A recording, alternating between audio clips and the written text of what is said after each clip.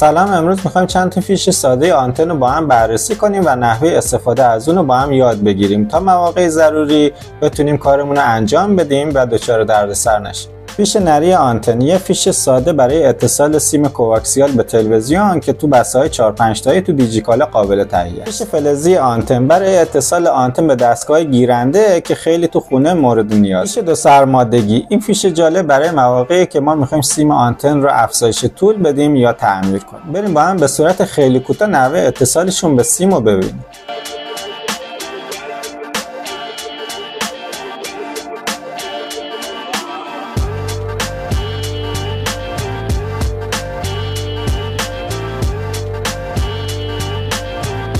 با داشتن این فیش‌ها تو جعبه ابزار میتونیم به راحتی کارمون مواقع ضروری را بندازیم و شاید وسایل ساده‌ای به نظر برسن ولی به موقعش اهمیتشون احساس میشه.